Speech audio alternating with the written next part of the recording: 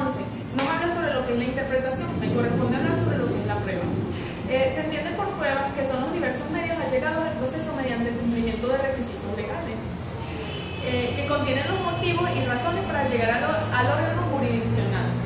En Venezuela, la prueba judicial tiene su base en la propia Constitución y forma parte de los debidos procesos, es decir, constituye un derecho constitucional procesal que permite las partes a la aportación y evacuación de todas las pruebas que sean legales y pertenecientes para demostrar las afirmaciones o negaciones que sostienen en el proceso como fundamento de su pretensión y excepción, y obliga a los operadores de justicia a velar por dicho derecho y permitir la promoción y evacuación, así como el derecho de contradecir cada medio probatorio y controlarlo, estando obligados a apreciarlo para establecer la premisa menor del silogismo judicial, cuestión de hecho, como motivación que debe contener los fallos judiciales en cumplimiento del derecho a la tutela judicial efectiva, contenido en el artículo 26 de la Constitución de la República Bolivariana de Venezuela, evitándose así la anarquía.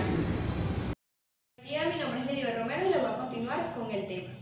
Medios de prueba. Consiste en la incorporación legal de los medios de prueba como las cosas o personas a un proceso judicial con las garantías suficientes para que los medios de prueba sean idóneos para formar la convicción de quien tiene la responsabilidad de juzgar. El juez no puede decidir las cuestiones a su antojo, sino basándose en la ley y en las pruebas, como consecuencia del principio de defensa en el juicio. Las partes pueden colaborar con la resolución del conflicto planteando aporte de las pruebas que... Mi nombre es Jonathan Llovera y yo les vengo a hablar acerca de la convalidación del negocio jurídico. La convalidación o subsanación es hacer eficaz un negocio jurídico que inicialmente adolecía de algún vicio o defecto. Como se ha dicho, únicamente son convalidados los negocios afectados de nulidad relativa, no los que tienen nulidad absoluta. Es decir, se va a añadir como una especie de excepción a aquellos que tienen algún defecto parcialmente, que permita subsanarlo. Las principales clases de convalidación son por confirmación, por prescripción sanatoria y por conversión. Por confirmación es la renuncia a la acción de nulidad hecha por aquel que puede hacer valer el vicio del acto. Es decir, un ejemplo puede ser si alguna de las partes está en contra de ese procedimiento, puede hacer valer ese vicio y que quede de manera absoluta, impidiéndola. Por prescripción sanatoria se produce por el transcurso del tiempo en el que se pueda introducir la acción de nulidad. Son las que se hayan intentado por parte del que puede hacerlo. Es decir, si en un determinado tiempo establecido por la ley no se establece esos mecanismos de subsanación, ya se da por prescrito ese contrato y ya no se hará eficaz la convalidación. Por conversión es que hay una conversión del negocio jurídico cuando un negocio jurídico queda nulo. Esto sucede en la forma en que las partes encuadran lo que han dicho anteriormente.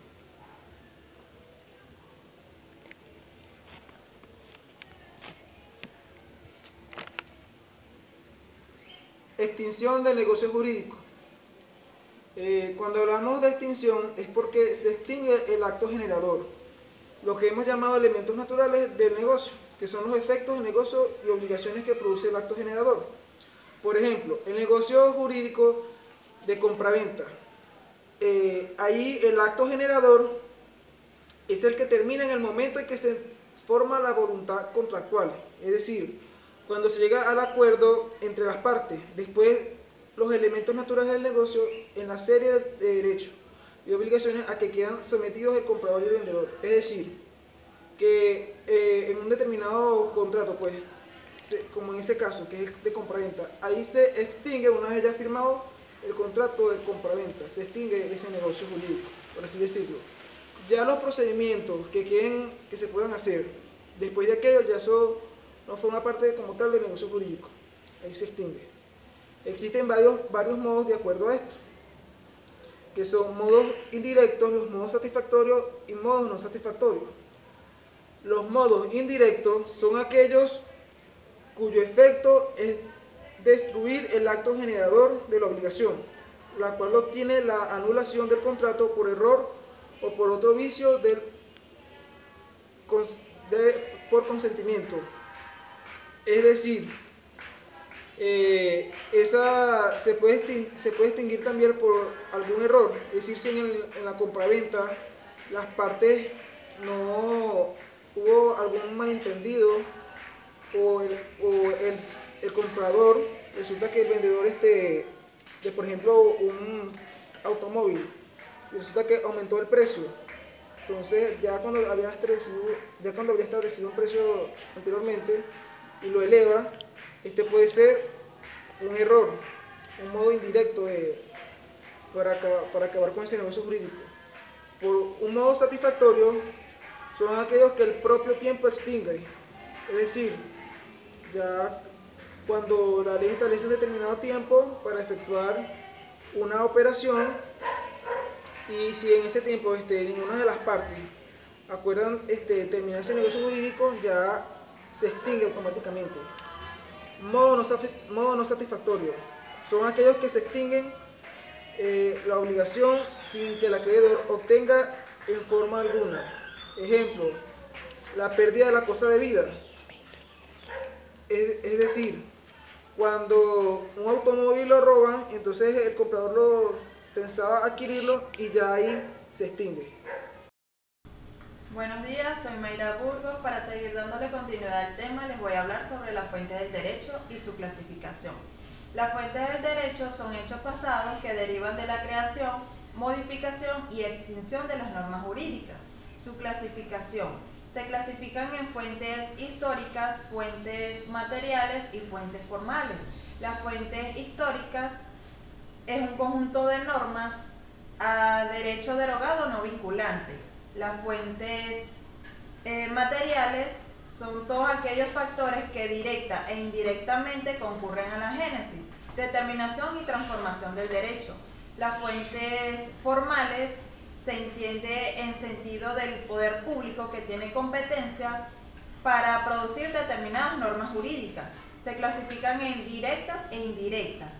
Las directas cuando encierran en sí las normas jurídicas aplicables, y las indirectas cuando, sin contener en sí las normas jurídicas, ayudan a la interpretación, aplicación y producción de la misma.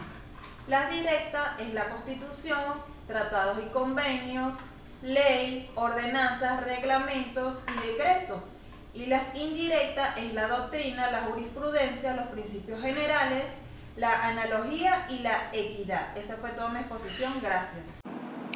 Buenos días, mi nombre es Girney León de la sección M651 y me toca hablar sobre la valoración de las fuentes del derecho en el sistema jurídico venezolano. La doctrina es una fuente formal indirecta del derecho.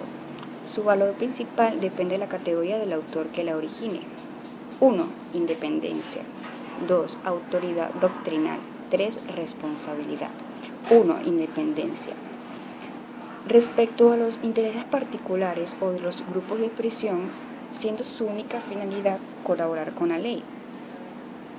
2. Autoridad doctrinal. Las obras jurídicas no tienen otro valor que el que le haya merecido su autor. 3. Responsabilidad. El cultivo de toda ciencia requiere de una sola formación, actuación moral y responsable en la vida privada y pública. Valor jurídico de la jurisprudencia en Venezuela. El valor jurídico en la jurisprudencia en Venezuela no es una fuente directa del derecho, ya que no contiene en sí la norma jurídica obligatoria, pero tampoco hay duda de que la jurisprudencia es la fuente indirecta más importante y consultada mayormente por el legislador, jueces y abogados en la creación y aplicación del derecho. Por tal razón se dice que es de carácter vinculante. Eso es todo. Gracias. Soy Saquer y yo le vengo a hablar de la relación del derecho consuetudinario en la actualidad.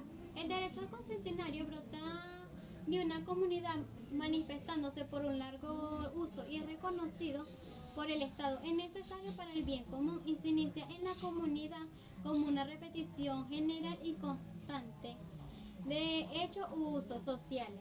Este derecho está integrado por reglas sociales y derivadas de un uso más o menos largo y tales reglas que se transforman en el derecho positivo cuando los individuos que la practican la reconocen como una obligatoriedad, cual si se tratara de una ley.